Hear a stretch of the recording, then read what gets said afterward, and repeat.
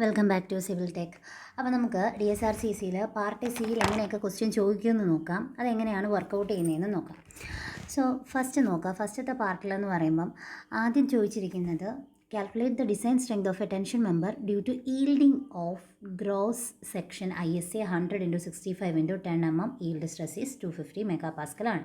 7 മാർക്കിൻ്റെ ക്വസ്റ്റ്യൻ ആണ്. നല്ല എളുപ്പമുള്ള ക്വസ്റ്റ്യൻ ആണ്. കാരണം അവർ എടുത്ത് പറഞ്ഞിട്ടുണ്ട് ഈൽഡിംഗ് ഓഫ് ഗ്രോസ് സെക്ഷൻ മാത്രം മതി, അത് മാത്രം ചെയ്താൽ നിങ്ങൾക്ക് അവിടെ 7 മാർക്കാണ് കിട്ടുന്നത്. ഓക്കെ, അപ്പോൾ അതിൻ്റെ സബ് ക്വസ്റ്റ്യൻ നോക്കിക്കേ. In a truss a strut 3.2 meter long consist ISA 70x70x6 connected to a gusset plate of thickness 10 mm. Determine the design strength of the member. It is connected by welded connection. Take Fu is equal to 410 MPa, FI is equal to 250 MPa. അപ്പം ആദ്യത്തെ അപേക്ഷിച്ച് നോക്കുമ്പോൾ കുറച്ചുകൂടെ steps കൂടുതലാണ് നമ്മൾ രണ്ടാമത്തെ ക്വസ്റ്റ്യനിൽ. അപ്പോൾ സ്വാഭാവികമായിട്ട് ആദ്യത്തെ ക്വസ്റ്റ്യൻ നിങ്ങൾ എഴുതി കഴിഞ്ഞാൽ 7 മാർക്ക് സുഖമായിട്ട് സ്കോർ ചെയ്യാൻ പറ്റും. രണ്ടാമത്തെ ക്വസ്റ്റ്യനും എളുപ്പം തന്നെയാണ്, പക്ഷേ കുറച്ച് സ്റ്റെപ്സ് കൂടുതലുണ്ടെന്നേ ഉള്ളൂ. നമുക്കത് എങ്ങനെയാണ് ചെയ്യുന്നതെന്ന് നോക്കാം. സോ ഫസ്റ്റ് ക്വസ്റ്റ്യനാണ് ഞാൻ പറയാൻ പോകുന്നത്. ഫസ്റ്റ് ക്വസ്റ്റ്യൻ എന്ന് പറയുമ്പം ഫസ്റ്റ് ക്വസ്റ്റ്യനിൽ calculate the design strength of a tension member due to yielding section ISA 100x65x10 mm yielding സ്ട്രെസ്സും തന്നിട്ടുണ്ട്. അപ്പോൾ ഈൽഡിംഗ് ആണ് അവർ പറഞ്ഞിരിക്കുന്നത്. സോ തന്നിരിക്കുന്നത് നിങ്ങൾ ഗിവൺ ഡേറ്റൊക്കെ നിങ്ങൾ എഴുതി വേണം എപ്പോഴും ചെയ്യേണ്ടത്. ഞാൻ ജസ്റ്റ് സ്റ്റെപ്പ് ഒന്ന് പറഞ്ഞു പോവുകയാണ് ചെയ്യുന്നത്. ഓക്കെ, അപ്പോൾ എനിക്കിവിടെ തന്നിരിക്കുന്നത് ISA 100x65x10 mm ആണ്. അപ്പോൾ ഇതിൽ ഈ സെക്ഷൻ യൂസ് ചെയ്ത് സ്റ്റീൽ ടേബിളിൽ നിന്ന് ഏതിൻ്റെ വാല്യൂ കണ്ടുപിടിക്കണം? ഏജിയുടെ വാല്യൂ കണ്ടുപിടിക്കണം. അപ്പോൾ സ്റ്റീൽ ടേബിളിൽ ഒരു പേജ് നമ്പർ 40 ഒക്കെ എടുക്കുന്ന സമയത്ത് സ്റ്റീൽ ടേബിളിൽ ഒരു പേജ് നമ്പർ 40 എടുക്കുന്ന സമയത്ത് നമുക്ക് ഈ ഒരു സെക്ഷൻ കിട്ടും. സെക്ഷന് കറസ്പോണ്ടിങ് വരുന്ന ഏജ് എടുക്കുക. നമുക്ക് അവിടെ കിട്ടുന്നത് സെൻറ്റിമീറ്റർ സ്ക്വയർ ആണ്. അതിന് എന്തിലോട്ടാക്കണം? mm²-ലോട്ടാക്കണം. ഇതൊക്കെ ബേസിക് കൺവേർഷനാണ്. ഓക്കെ, നമ്മൾ എന്തിലോട്ടാക്കി? mm²-ലോട്ടാക്കി. ഇനി നേരെ എന്ത് ചെയ്യുക? നമ്മുടെ IS 800 പേജ് നമ്പർ 32 എടുക്കുക. അതിൽ TDG ഈൽഡിങ്ങിൻ്റെ ഇക്വേഷൻ കിടപ്പുണ്ട്.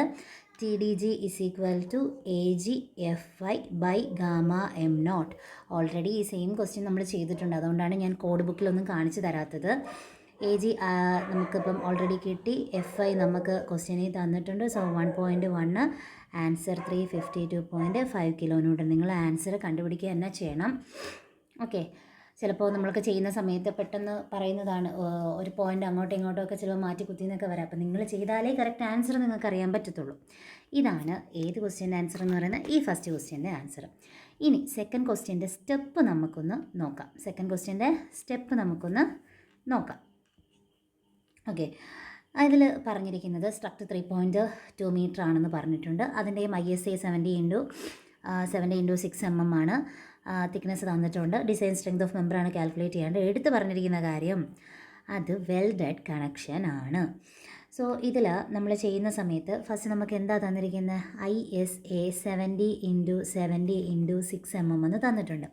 അപ്പോൾ ഈ സെക്ഷനിൽ നിന്ന് സ്റ്റീൽ ടേബിൾ യൂസ് ചെയ്തിട്ട് ഈ സെക്ഷന് കറസ്പോണ്ടിങ് ആയിട്ടുള്ള AE കാൽക്കുലേറ്റ് ചെയ്യാം. ഓക്കെ, AE കാൽക്കുലേറ്റ് ചെയ്യാം. അത് നമുക്കൊരു 8.06 cm² ആണ് വരുന്നത്. MM-ലോട്ട് കൺവേർട്ട് ചെയ്യാം. ഈ ഒരു രീതിയിലായിരിക്കും നമുക്ക് വാല്യൂ കിട്ടുന്നത്. അതുപോലെ അതിൻ്റെ റേഡിയസ് ഓഫ് ഗൈറേഷൻ എന്ന് വെച്ചാൽ RXX RYY. ഓക്കെ, ഇതും അവിടെ വാല്യൂ തന്നിട്ടുണ്ട്. 21.4 mm ആണ്. ഓക്കെ, നമ്മളിതിൽ R എപ്പോഴും മിനിമം വാല്യൂ ആണ് എടുക്കുന്നത്. ഇപ്പം 21.4 തന്നെയാണ് വരുന്നത്. ഇനി അടുത്ത സ്റ്റെപ്പ് എന്ന് പറഞ്ഞാൽ ഇതിൻ്റെ ബക്ലിംഗ് ഗ്ലാസ് കണ്ടുപിടിക്കുക. ഞാൻ സ്റ്റെപ്പ് ബൈ സ്റ്റെപ്പായിട്ടല്ല പറയണത്, ജസ്റ്റ് ഒന്ന് ഓട്ടിച്ച് പറയുന്നതേ ഉള്ളൂ. ബക്ലിംഗ് ഗ്ലാസ് കണ്ടുപിടിക്കുക. അറിയാം, ISA എന്ന് കണ്ടാൽ തന്നെ നമുക്കറിയാം ബക്ലിംഗ് ഗ്ലാസ് എത്രയാണ് വരുന്നത്? C ആണ് വരുന്നത്. ബക്ലിംഗ് ഗ്ലാസ് C ആണ് വരുന്നത്. ISA 800 തന്നെ നിങ്ങൾക്ക് ബക്ലിംഗ് ഗ്ലാസിൻ്റെ ടേബിൾ കൊടുത്തിട്ടുണ്ട്. അതിൽ നോക്കുമ്പോൾ മനസ്സിലാവും. ബക്ലിംഗ് ഗ്ലാസ് കണ്ടുപിടിക്കേണ്ട ടേബിളാണിത്. ഇതിൽ ഈ ഒരു സെക്ഷൻ നിങ്ങൾ നോക്കുമ്പോൾ തന്നെ അറിയാം, L section direct buckling class C എന്നാണ് കൊടുത്തിട്ടുള്ളത്. പേജ് നമ്പർ 44 ആണ് IS 800. ഓക്കെ, അപ്പോൾ നമ്മൾ ബക്ലിംഗ് ഗ്ലാസ് വരെ എത്തി. ബക്ലിംഗ് ഗ്ലാസ് കഴിഞ്ഞതിന് ശേഷം നമ്മൾ എന്ത് ചെയ്യണം? കംപ്രസീവ് സ്ട്രെസ് കാൽക്കുലേറ്റ് ചെയ്യേണ്ട പ്രോസസ്സാണ് ചെയ്യേണ്ടത്. അതിന് വേണ്ടിയിട്ട് നമ്മൾ സ്ലെൻഡർനെസ് റേഷ്യോ കണ്ടുപിടിക്കുക. KL/R മിനിമം ആണ് വരുന്നത്. സോ Kയുടെ വാല്യൂ 0.7 ആണ്. കാരണം വെൽഡഡ് കണക്ഷനാണ് നമുക്ക് തന്നിരിക്കുന്നത്. ഓക്കെ, അപ്പോൾ നമുക്കിവിടെ എങ്ങനെ കിട്ടും? KL/R മിനിമം എന്ന് പറയുന്നത് 0.7 ഇൻറ്റു L നമുക്ക് തന്നിട്ടുണ്ട് 3.2 എന്ന്. അതിനെ യൂണിറ്റ് കൺവേർട്ട് ചെയ്തെടുക്കാം. സോ നമുക്ക് 104.67 ഞാൻ എടുത്ത് പറയുന്നു, നിങ്ങൾ കാൽക്കുലേറ്റ് ചെയ്ത് തന്നെ ആൻസർ എഴുതുക. അപ്പോൾ KL/R മിനിമം നമുക്ക് കിട്ടിക്കഴിഞ്ഞു. FYയുടെ വാല്യൂ നമുക്കറിയാം 250 Nm/mm². ഇനി നമ്മളിതിൽ നോക്കേണ്ടത്, നമ്മൾ IS 800 table 9 C buckling class C, ആ സിയുടെ നോക്കുക. അതിൽ നിന്ന് FCDയുടെ വാല്യൂ കാൽക്കുലേറ്റ് ചെയ്യുക. FCDയുടെ വാല്യൂ കറക്റ്റ് 104 എന്ന് നമുക്ക് അവിടെ കിട്ടത്തില്ല. ഇൻ്റർപൊലേറ്റ് ചെയ്ത് സെറ്റ് ചെയ്ത് തന്നെ എടുക്കുക. ഇൻ്റർപൊലേറ്റ് ചെയ്ത് നമുക്ക് ലാസ്റ്റ് കിട്ടുന്ന ആൻസർ 101.21 Nm². ഇനി ഇൻ്റർപൊലേറ്റ് ചെയ്യാൻ അറിഞ്ഞൂടാത്ത ആൾക്കാരാണെങ്കിൽ ഏകദേശം ഇടയിൽ വരുന്ന വാല്യൂ എന്ത് ചെയ്യുക? അസ്യൂം ചെയ്ത് എടുക്കുക. ഓക്കെ, ഇതാണ് നമ്മുടെ ബക്ലിംഗ് ഗ്ലാസ് C വരുന്നത്. ഓക്കെ, 42ലാണ് ബക്ലിംഗ് ഗ്ലാസ് C വരുന്നത്. നമുക്ക് എത്രയാണ് കിട്ടിയത്? കണ്ടുപിടിക്കാനുള്ള വാല്യൂ 104.67 ആണ്. ഇത് അടക്കുന്നു. ഇതാണ് KL/R. നമുക്ക് FY ഉണ്ട് 250. അപ്പോൾ KL/R എത്ര വരുന്നത് എടുക്കണം? നമുക്ക് 104 വരുന്നത് എടുക്കണം. 104 എന്ന് വെച്ചാൽ 100നും 110നും ഇടയിൽ. അതുപോലെ 100നും 110നും ഇടയിൽ 250ക്ക് കറസ്പോണ്ടിങ് വരുന്ന വാല്യൂ വേണം നമ്മളിവിടെ എടുക്കേണ്ടത്. നോക്കുക, 100 250, 110 250, ഈ രണ്ട് വാല്യൂ എടുക്കുക.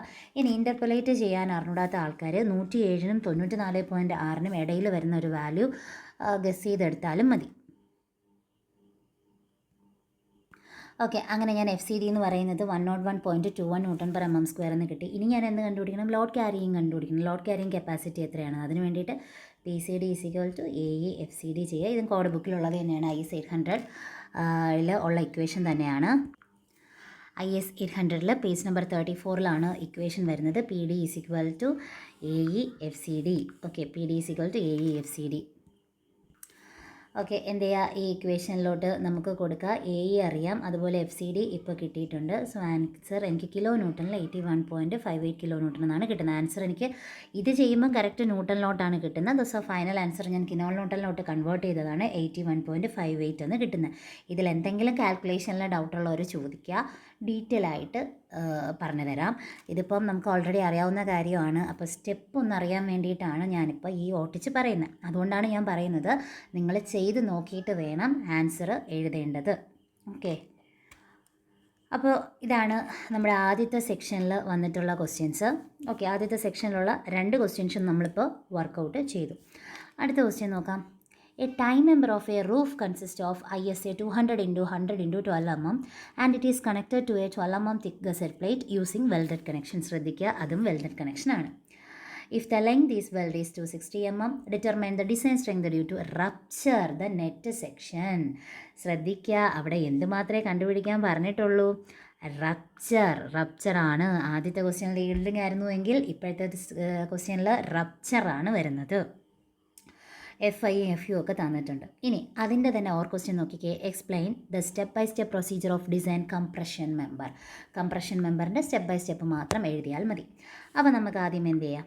5ാമത്തെ പ്രോബ്ലം തന്നെ നോക്കാം. അതിൻ്റെ സ്റ്റെപ്സ് എങ്ങനെയാണ് വരുന്നതെന്ന് നോക്കാം.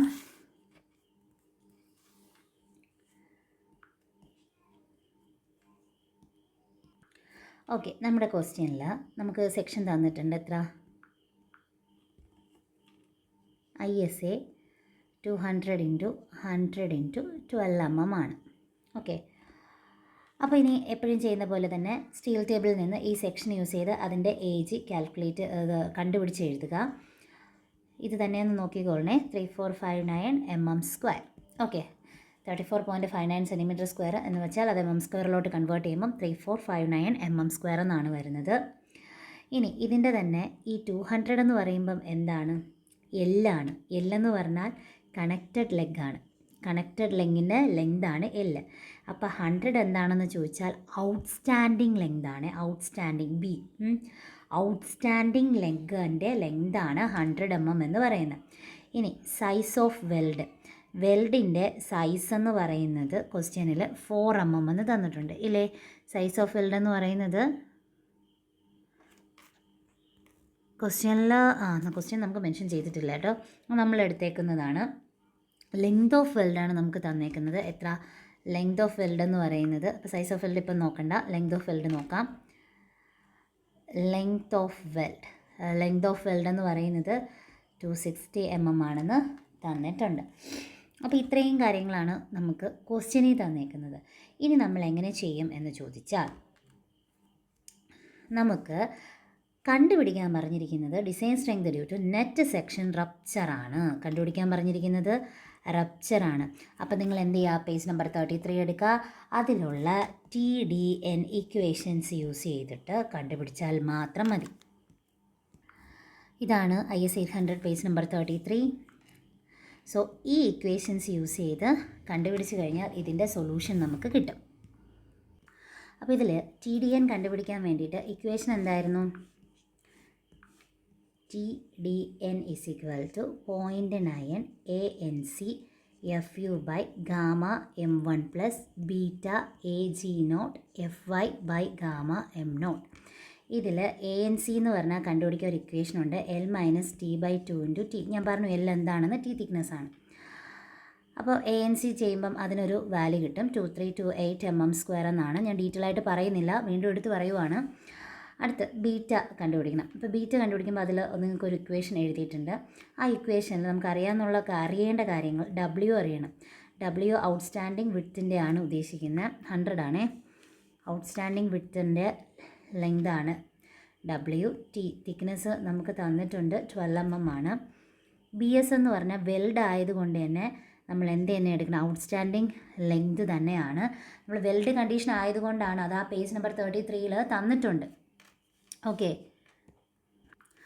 ഇതാണ് ഞാൻ ഉദ്ദേശിച്ചത്. പേജ് നമ്പർ തന്നിട്ടുണ്ട്. BS = W. ഇത് വെൽഡ് കണ്ടീഷനും ഇത് ബോൾട്ടഡ് കണ്ടീഷനുമാണ്. ബോൾട്ടഡിൻ്റെ ഇക്വേഷൻ ഇതും വെൽഡഡിൻ്റെ ഇതും. അപ്പോൾ അതിൽ BS = W എന്നുള്ളത് അവർ തന്നിട്ടുണ്ട്. ഓക്കെ, അപ്പോൾ BS = W, അതും എന്ത് തന്നെയാണ് 100 mm. അടുത്ത ലെങ്ത് ഓഫ് വെൽഡ് നമുക്കറിയാം 260 mm ആണ് വരുന്നത്. സോ ഇത് ഇത്രയും ചെയ്യുന്ന സമയത്ത് നമുക്ക് ബീറ്റയുടെ വാല്യൂ കിട്ടും. ഓക്കെ, അടുത്ത് ബീറ്റ ഒരു 1.162 സംതിങ് ആണ് നമുക്ക് കിട്ടുന്നത്.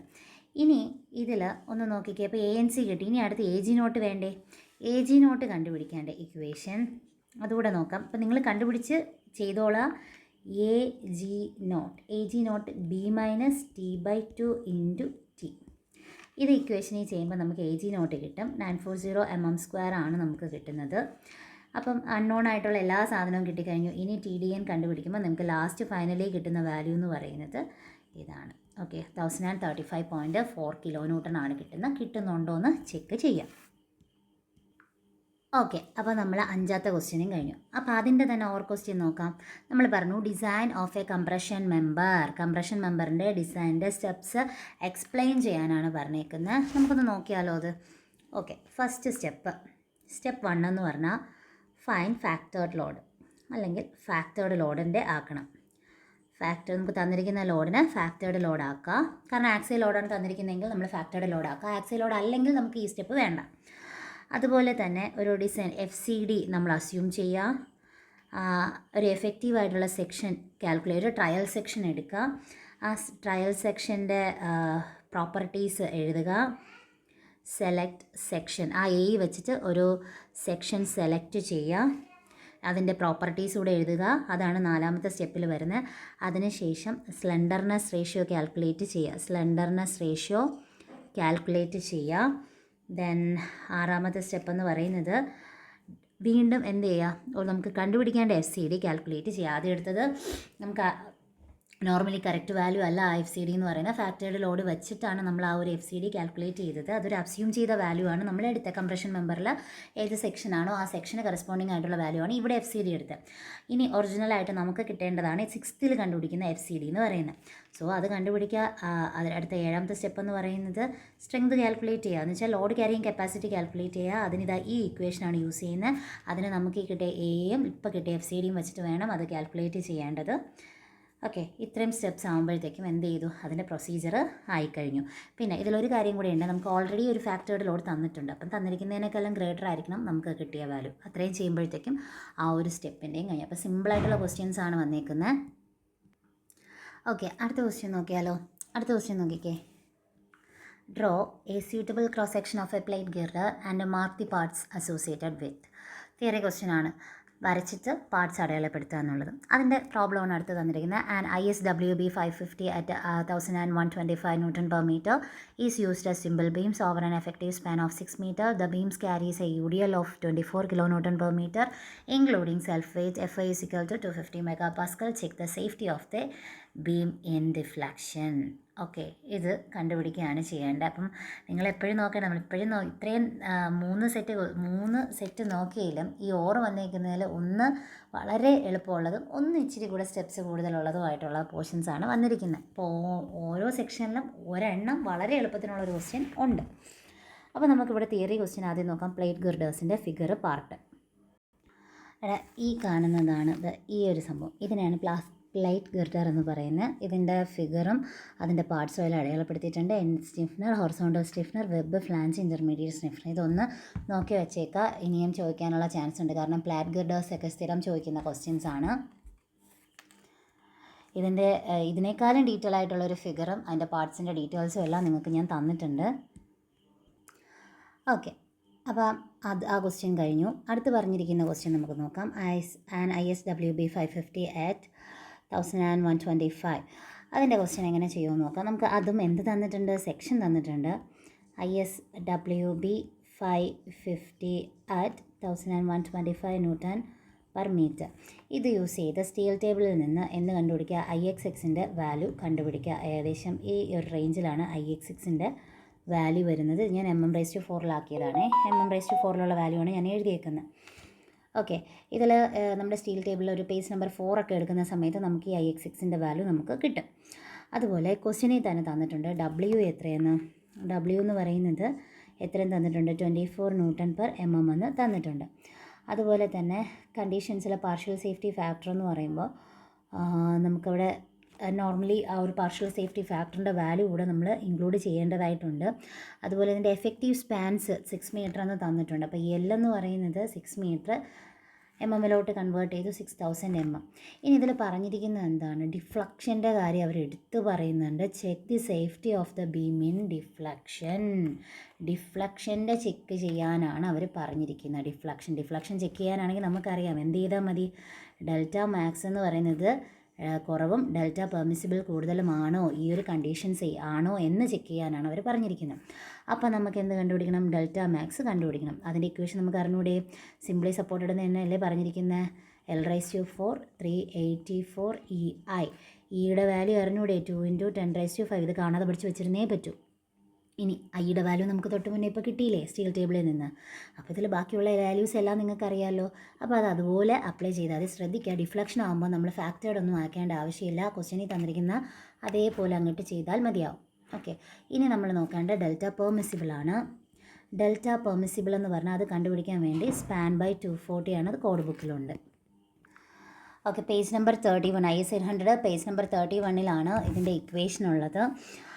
നമ്മുടെ സിമ്പിൾ സ്പാൻ ആണെന്ന് പറഞ്ഞു. ഈ span/240 ഇതാണ് നമ്മൾ എടുക്കേണ്ടതായിട്ടുള്ളത്. ഓക്കെ, അപ്പോൾ ഇതൂടെ ചെയ്തിട്ട് ഇതെങ്ങനെയാണിത് ഈ ഒരു രീതിയിൽ സാറ്റിസ്ഫൈ ചെയ്യുന്നുണ്ടോ എന്ന് നോക്കുക. അപ്പോഴത്തേക്കും നമ്മൾ എന്തായി, ആ ഒരു ക്വസ്റ്റ്യൻ്റെ ആൻസറും ആയി. ഇത് വളരെ സിമ്പിളാണ്. ഓക്കെ അല്ലേ. അപ്പോൾ ഇത് രണ്ടിലും എനിക്ക് തോന്നുന്നു തിയറി ഓക്കെ ആവുന്നുള്ളവർക്ക് ഫസ്റ്റ് എഴുതാം, അതല്ല പ്രോബ്ലം ഓക്കെ ആവുന്ന ആൾക്കാർക്ക് സെക്കൻഡത്തെ എഴുതാം. രണ്ടായാലും എളുപ്പം തന്നെയാണ്. ഓക്കെ.